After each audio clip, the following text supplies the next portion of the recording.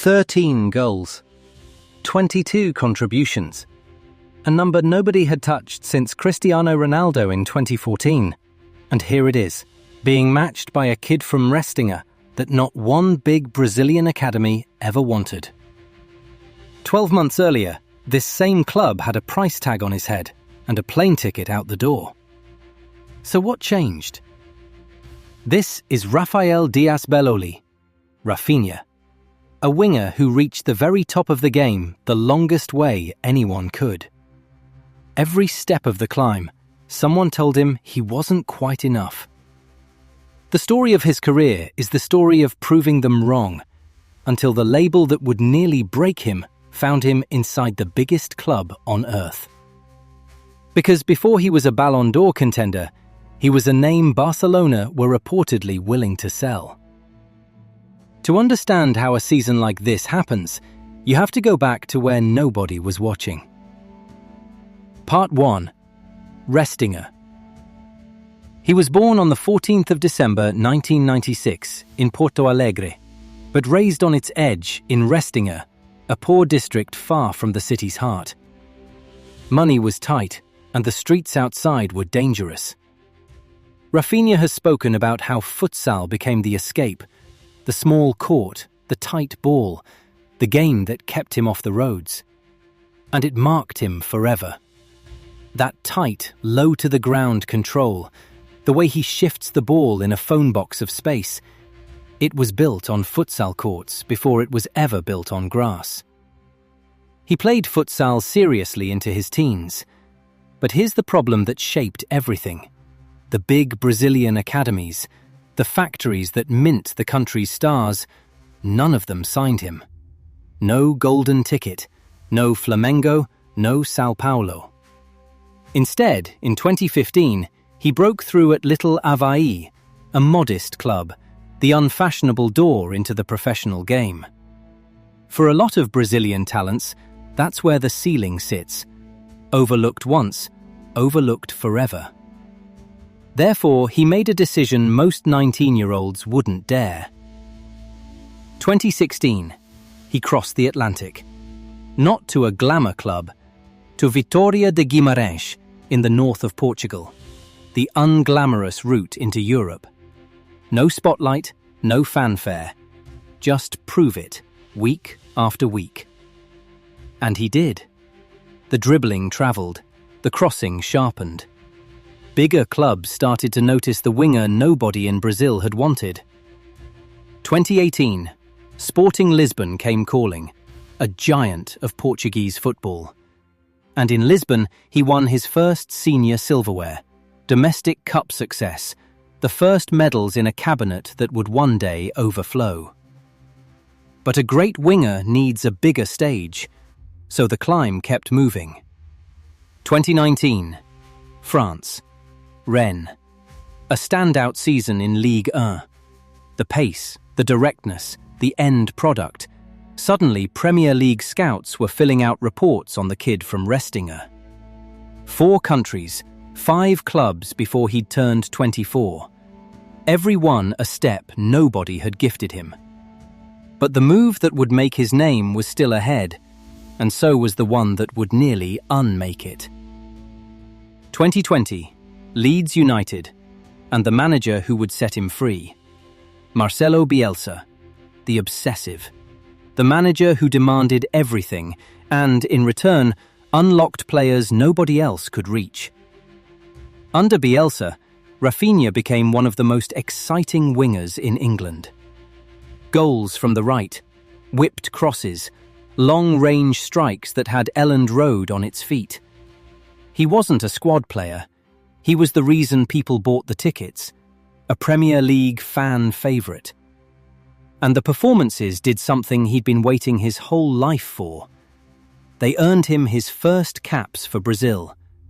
The kid no academy wanted, pulling on the most famous shirt in football. From a futsal court in Raphinha to the Seleção, the long way around had led all the way home, and now the biggest club in the world wanted him. Part 3. The price tag. 2022, Barcelona. A reported fee of around €58 million. The dream signing. The validation of every mile he'd travelled. And this is where the fairy tale was supposed to soar. Instead, it stalled. 2 seasons of inconsistency. Flashes of the winger from Leeds, then long stretches where it just didn't click. The end product came and went. The criticism didn't. At a club where every touch is judged in a global spotlight, being good wasn't enough.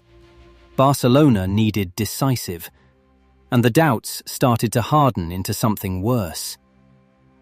By the summer of 2024, it had a headline. Raphinha was widely reported to be up for sale, a player Barcelona were willing to move on to fund other signings. Think about that. The kid every Brazilian academy overlooked. The kid who crossed an ocean at 19 to be seen. He'd climbed all the way to Barcelona, and now Barcelona were reportedly ready to let him go. This is the center of the whole story. The moment it could have ended as a nearly man's tale. The good player who never quite justified the fee. But he didn't force a move. He stayed. And a new manager walked through the door. Hansi Flick arrived, and he didn't see a player to sell. He saw a leader. He built the attack around Raphinha and handed him the captain's responsibility in spirit, if not always the armband. And everything changed. The hesitation was gone. The winger who'd been drifting became the man dragging Barcelona forward by the collar. Goals started flowing. Not flashes now, floods. Left foot, right foot, headers, free kicks. Every week another decisive moment. 34 goals across the 2024-25 season. From a winger. From the man they'd tried to sell 12 months earlier. But it was in Europe that he became something else entirely. In the Champions League, under the lights, Raphinha was unplayable. Goal after goal, assist after assist. Carrying Barcelona through the biggest nights the competition has. Top scorer of the Champions League. 13 goals, 22 goal contributions, matching Cristiano Ronaldo's mark from 2013-14. And it wasn't personal glory in an empty season. It was a domestic treble, La Liga, the Copa del Rey, the Supercopa. 3 trophies, and Raphinha at the heart of all of it. The player Barcelona couldn't afford to buy had become the player they couldn't afford to lose.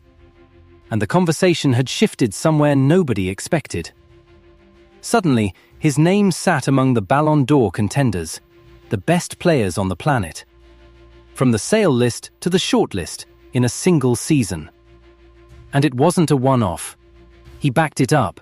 21 goals and 7 assists in 33 matches the following season. This was no fluke. This was who he'd become. So think back to that cold open. The roar, the arms spread wide, the 13th goal. Now you know what it costs. Every overlooked year, every unglamorous move. The summer they nearly sold him. That's what he was roaring at.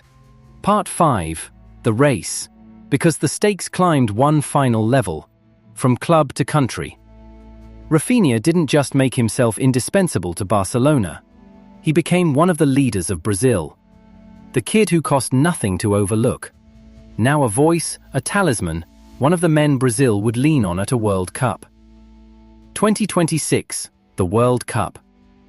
He started Brazil's opening matches. Everything he built pointing toward this, the biggest stage in the sport, in the form of his life. And then, against Haiti, his hamstring went. Injury. The one obstacle no amount of resilience can simply outwork. Brazil advanced to the knockout rounds.